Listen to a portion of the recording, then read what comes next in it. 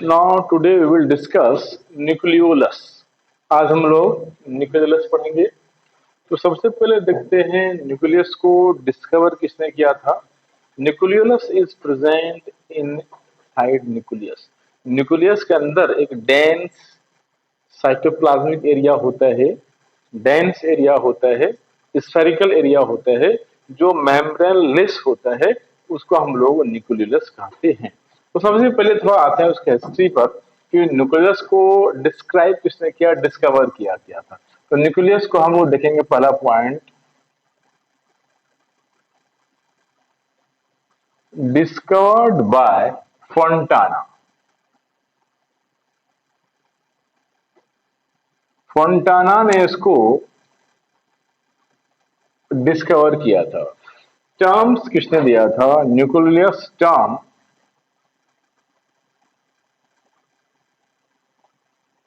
Given by बोमेन। बोमेन ने उसका term दिया था। और हम लोग बोलेंगे इसको डिस्क्राइब किसने किया था, डिस्क्राइब बाय वागनर। वागनर ने इसको डिस्क्राइब किया था। क्लियर। नो, न्यूक्लियस क्या है, nucleus is associated with NOR। Important याद रखना, nucleus is associated with NOR। ये टर्म्स हमें याद रखना है कि NOR क्या है। NOR क्या है, न्यूक्लियोलर ऑर्गेनाइजर रीजन। न्यूक्लियोलर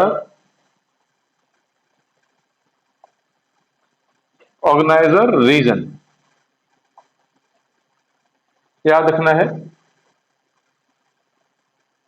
ये क्रोमोसोम्स पर, सेट क्रोमोसोम्स, सेटेलाइट क्रोमोसोम्स पर एक रीजन होता है जहां पर सेकेंडरी कंस्ट्रक्शन होता है, वहां पर NOR प्रेजेंट होता है। जब हम स्ट्रक्चर देखेंगे तब हमको पता चल जाएगा कि NOR कहां पर, किस पोजीशन पर क्रोमोसोम्स में होता है। तो ये याद रखना है कि न्यूक्लियस का एसोसिएशन हमेशा याद रखना है NOR से होता है। इट इज इंपॉर्टेंट पॉइंट, याद रखना है। नेक्स्ट पॉइंट हम लोग देखेंगे कि न्यूक्लियस हम बोलते किसको है। तो हम लोग ऐसा इसको डिफाइन कर सकते हैं कि न्यूक्लियोलस इज, या it is spherical, spherical dense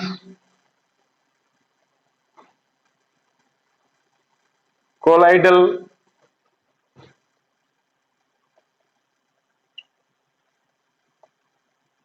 acidophilic body होता है। स्फेरिकल होगा, dense colloidal acidophilic body that remains attached to,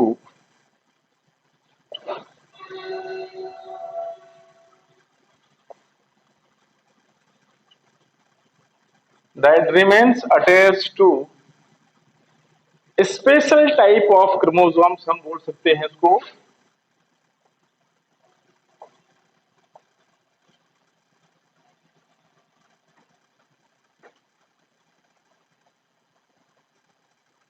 special type of chromosomes having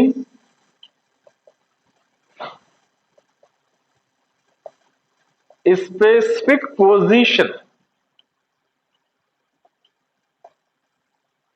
called, उस स्पेसिफिक पोजीशन को ही हम लोग बोलते हैं NOR, या इसको हम लोग सेकेंडरी कंस्ट्रक्शन बोल सकते हैं, सेकेंडरी कंस्ट्रक्शन बोल सकते हैं। तो ये जो न्यूक्लियस होता है, याद रखना है, एक डेंस स्फेरिकल बॉडी है, एसिडोफिलिक बॉडी होता है, जो क्रोमोसोम से अटैच होता है, स्पेसिफिक लोकेशन पर, स्पेसिफिक पोजीशन पर अटैच होगा। किससे अटैच होगा, NOR से। ये पॉइंट याद रखना है। क्लियर। नो, अब हम लोग देखते हैं कि जो नंबर ऑफ न्यूक्लियस होता है, ये भी वेरी करता रहता है। यानी number of nucleus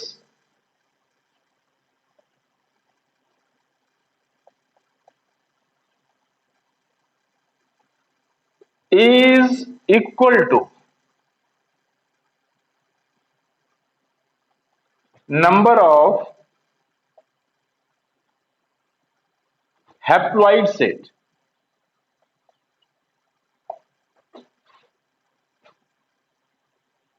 haploid sets यानी ये हैप्लॉइड सेल मतलब N.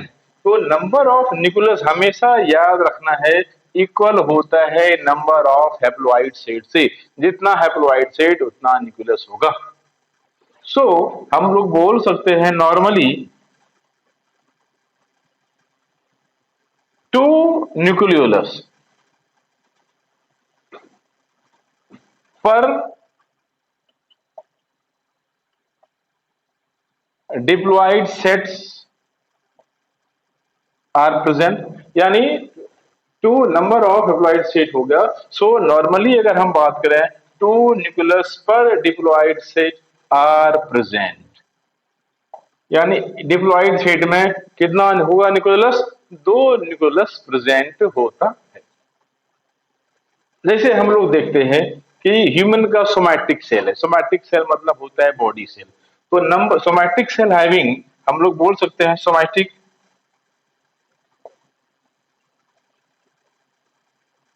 somatic cell have 5 nuclei, 5 nuclei present होते हैं। क्यों होते हैं? तो ड्यू टू ये बोल सकते हैं हम लोग सोमैटिक सेल मतलब क्या हो रहा है? हमारा बॉडी सेल दो तरह का जर्मिनल सेल होता है और सोमैटिक सेल है। तो somatic cell have 5 nuclei due to 5 SAT set chromosomes.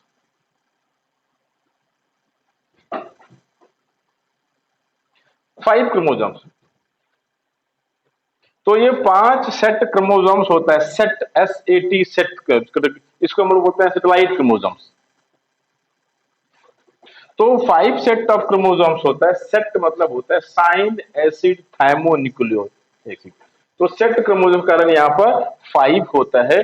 और अगर हम उस 5 न्यूक्लियाई का अरेंजमेंट देखें, दैट मीन्स द 5 न्यूक्लियाई जो अरेंजमेंट उसका होता है सेट ऑफ क्रोमोसोम्स में अलग। तो ये पॉइंट याद रखना है कि सोमैटिक सेल है 5 न्यूक्लियाई होता है due to 5 set of chromosome. 5 set chromosomes, 5 set chromosome मतलब है सेटेलाइट क्रोमोसोम्स। क्लियर? तो 5 सेटेलाइट क्रोमोसोम्स है। और अगर हम इसको ऑर्गेनाइज करें, अगर उसको अरेंज कर देखते हैं, ये 5 न्यूक्लियाई आर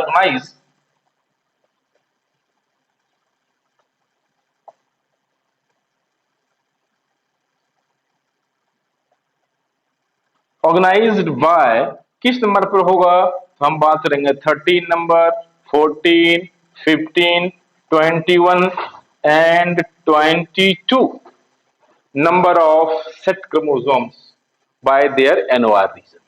यानी 13, 14, 15, 21 और 22 नंबर जो क्रोमोसोम्स होता है। जनरली क्रोमोसोम्स नंबर कितना होगा? 23 पेयर होता है। तो उसका ग्रुप है, हम आगे पढ़ेंगे।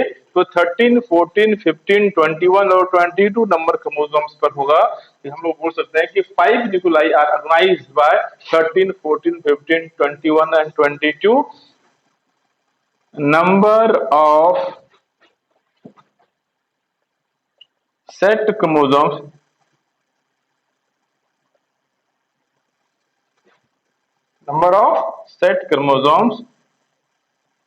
from their NOR region।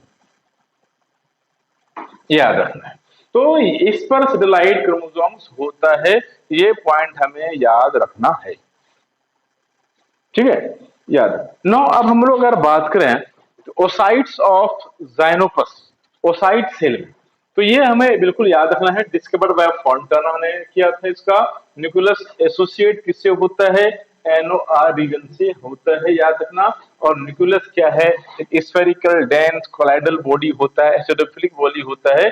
और जो अटैच होता है स्पेसिफिक पोजीशन पर, उसको हम लोग एनओआर बोलते हैं या सेकेंडरी कंस्ट्रक्शन बोलते हैं। Number of nucleus equal to number of haploid cell. जितना हैप्लॉइड सेल उतना न्यूक्लियस। जैसे हमने देखा कि नॉर्मली अगर डिप्लॉइड सेल है तो 2 न्यूक्लियस होगा। क्लियर? नो सोमैटिक सेल में 5 न्यूक्लियाई होता है due to 5 set of chromosomes, 5 set chromosomes, और इसलिए अगर उसको ऑर्गेनाइज किया गया है तो 13, 15, 14, 15, 21 और 22 नंबर पर। क्लियर नाउ अब हम लोग आगे आते हैं यहां पर कि ओसाइट्स ऑफ ज़ाइनोपस एम्फीबिया, उसमें देख रहे हैं वेरी करते हैं।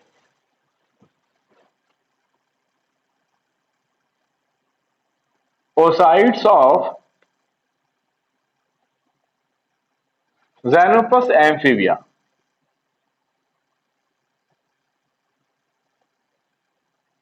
have 1600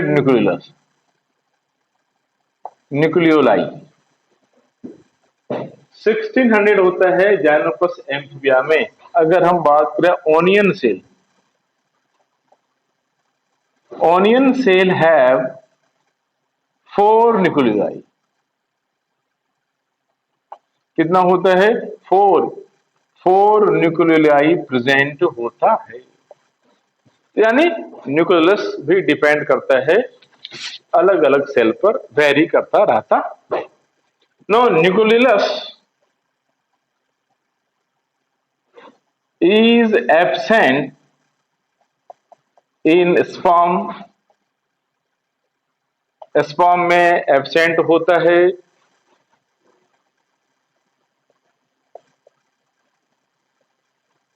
ब्लास्टोमेर में भी एब्सेंट होगा।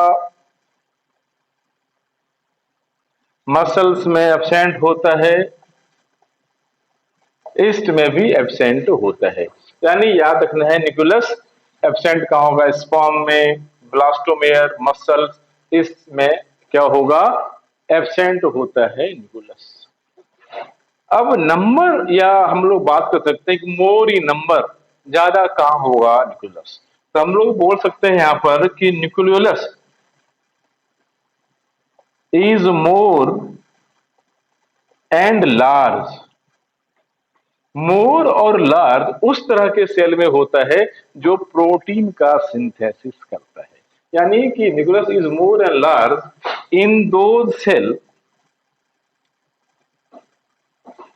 which regularly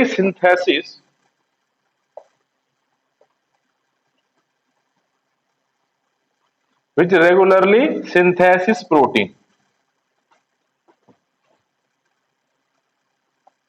जो रेगुलरली क्या करता है? प्रोटीन का सिंथेसिस करता है। उसमें ये मैक्सिमम होगा और लार्ज होगा। क्लियर नाउ अब हम लोग आते हैं इसके स्ट्रक्चर पर, देखते हैं। तो generally nucleus consist of 4 part. इसमें 4 पार्ट होता है। उस चारों पार्ट को हम लोग देखते हैं। यानी कि न्यूक्लियोलस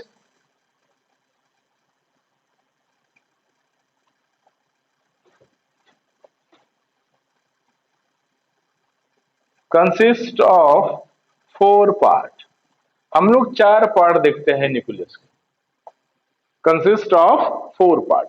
तो 4 पार्ट हम लोग उसका देखेंगे। स्ट्रक्चर कितना होता है, रब कर देते हैं इसको। Nucleus consist of 4 part. 4 part का हम लोग देखते हैं स्ट्रक्चर। तो इस तरह से हम लोग बनाएंगे स्ट्रक्चर न्यूक्लियस का। मेम्ब्रेन लेस होता है न्यूक्लियस।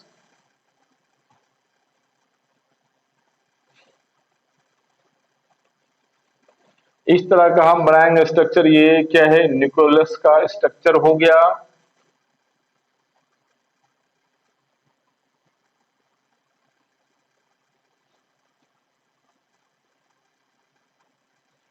ये स्ट्रक्चर किसका है? न्यूक्लियस का है। इसके अंदर इस तरह देखते हैं हम लोग क्या है, बहुत सारा ग्रेन्यूल्स होता है, कुछ फाइबर भी इस तरह से प्रेजेंट होगा, और ये मेम्ब्रेन लेस होते हैं, यानी इसके ऊपर कोई मेम्ब्रेन नहीं होता।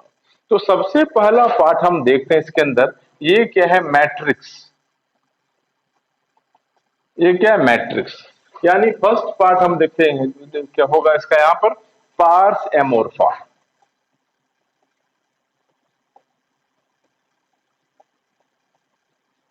पार्स एमोर्फा बोलते हैं। यानी कि जो मैट्रिक्स होता है, मैट्रिक्स को ही हम बोलते हैं पार्स एमोर्फा। यानी हम लोग बोल सकते हैं कि न्यूक्लियस के अंदर जो मैट्रिक्स प्रेजेंट होगा, matrix matrix of nucleus. Nucleus का मैट्रिक्स को हम लोग पार्स एमोर्फा बोलते हैं। ये डेंस होगा, लेस डेंस होता है। हम लोग बोलते हैं मैट्रिक्स कैसा होगा, थीन होता है और लेस डेंस होता है। ये इसका फर्स्ट पार्ट हो गया। अगर हम सेकेंड पार्ट देखते हैं इसका यहां पर, तो इसके अंदर क्या होगा, फाइब्रिलर पार्ट। ये इस तरह का हम देखते हैं, ये क्या है, फाइब्रिलर, फाइब्रिलर पार्ट और फाइब्रिलर रीजन। यानी सेकेंड पार्ट क्या होगा, फाइब्रिलर रीजन या फाइब्रिलर पार्ट। तो फाइब्रिल्स आर प्रेजेंट, यानी कि ये किस टाइप का है, सेंटर रीजन पर हम देखेंगे ये प्रोटीनियस फाइबर प्रेजेंट होता है। यानी in the centre of matrix proteinaceous fibre is present, that is called fibrillar region. ये फाइब्रिलर रीजन कहलाता है। यानी कहाँ होगा ये, हम लोग देख रहे हैं कि चारों साइड मैट्रिक्स है और मैट्रिक्स में ये फाइब्रिल लाइक स्ट्रक्चर है जो किससे बना हुआ है, प्रोटीन से बना हुआ है, that is called proteinaceous fibril. in the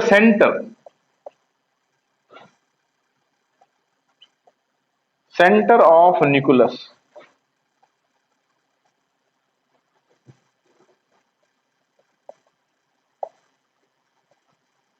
fibular region is present या fibular layer या fibular area is present, जो किससे बना हुआ है, which is made up of protein, जो किससे बना हुआ है, कंपोज्ड ऑफ प्रोटीन से बना हुआ है, that is called fibrillar area. अब हम लोग देख रहे हैं यहाँ पर क्या है, इसके इन चारों साइड में प्रेजेंट होता है granular area, granular, granular part. ये क्या होगा, ग्रेनुलर पार्ट जो किससे बना हुआ है, ये आरआरएनए से बना हुआ है, that is precursor of ribosomes, rRNA and protein. RRNA और प्रोटीन से बना हुआ है। तो जो तीसरा एरिया इसका हम देखेंगे, that is called granular, granular part. That means granules are composed of, that means बोलेंगे ये जो ग्रेन्यूल्स प्रेजेंट है, it is composed of rRNA and protein. So it is also called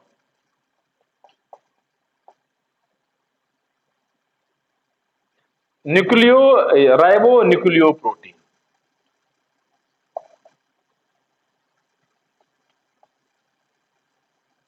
इसको हम लोग राइबोन्यूक्लियोप्रोटीन ही बोलते हैं। क्लियर, क्या बोलेंगे, राइबोन्यूक्लियोप्रोटीन, क्योंकि ग्रेन्यूल्स है इसीलिए राइबोन्यूक्लियोप्रोटीन ग्रेन्यूल्स, इसको हम लोग बोलते हैं। क्लियर। नाउ जो फोर्थ पार्ट है हम लोग देख रहे हैं यहाँ पर, इस तरह का यहाँ पर देख रहे हैं, सेंटर पर भी इस तरह का कुछ फाइब्रिलर स्ट्रक्चर होता है और पेरिफेरल भी होता है। तो ये जो हम देख रहे हैं पेरिफेरल स्ट्रक्चर इस तरह से, इसको बोलते हैं हम लोग पेरी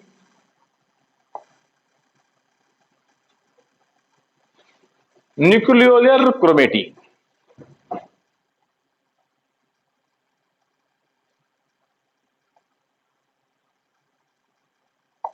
पेरी न्यूक्लियर क्रोमेटिन। तो जो चौथा एरिया हम लोग देख रहे हैं, फोर एरिया न्यूक्लियस के अंदर देख रहे हैं, जो फोर्थ एरिया होगा दैट इज पार्स क्रोमोसोमा।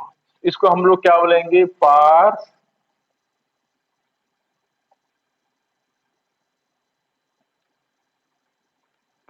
क्रोमोसोमा।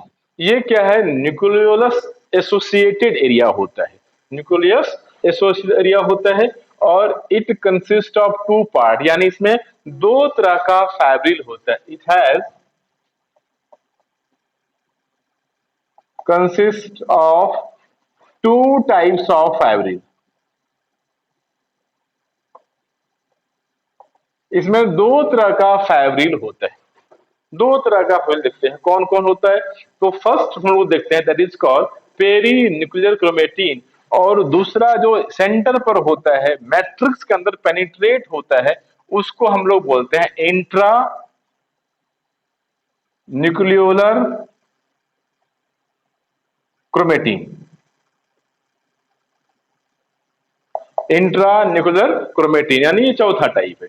तो जो इसमें देख रहे हैं दो टाइप होता है। सबसे फर्स्ट हम लोग यहां पर आते हैं नंबर 4, इसको मैं रब कर दूं। फोर्थ टाइप होता है, फोर्थ का नंबर 1 होगा peri nucleolar chromatin. Peri chromatin क्या होगा? ये पेरिफेरल यानी कि जो फाइबर्स है present in the periphery of nucleus, ये क्या है? पेरिफेरल रीजन में प्रेजेंट है fibres. That means chromatin fibres, fibrin present in the periphery region, peripheral region of nucleolus. ये पेरिफेरल रीजन ऑफ न्यूक्लियस में प्रेजेंट होता है, that is called peri nuclear chromatin present होगा। Clear now? और जो second one present होता है, यानी ये पेरिफेरल रीजन ऑफ न्यूक्लियस में फाइब्रिल प्रेजेंट होगा, that is called peri nuclear chromatin. अब जो बीच में है, सेंटर में है, जो मैट्रिक्स में पेनिट्रेट है, उसको हम लोग बोलेंगे इंट्रा न्यूक्लियर क्रोमेटिन। और second one is intra nucleolar chromatin. तो ये क्या होता है? Penetrate into the matrix of nucleus, it penetrate into the matrix of nucleolus। Nucleus के अंदर ये क्या होगा?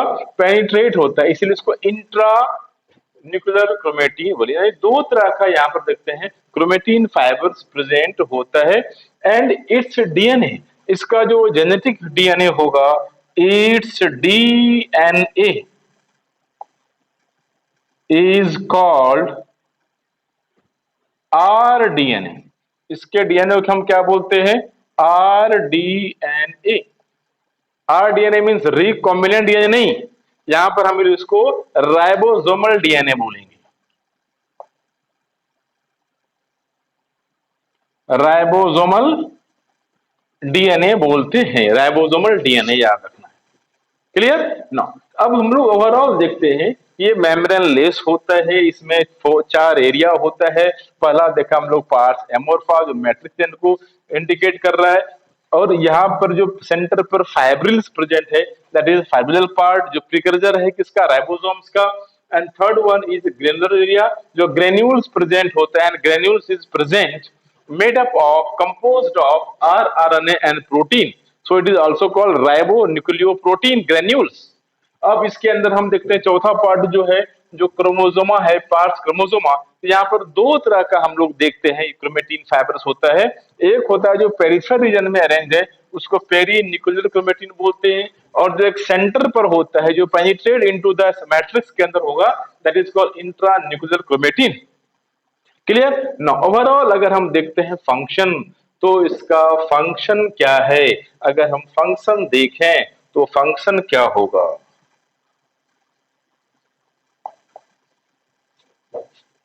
फंक्शन अगर हम देखें राइबोसोम्स का तो क्या होगा? अगर हम फंक्शन देखें, it is site of synthesis of ribosomes. क्या बोलेंगे इसको हम लोग? Site of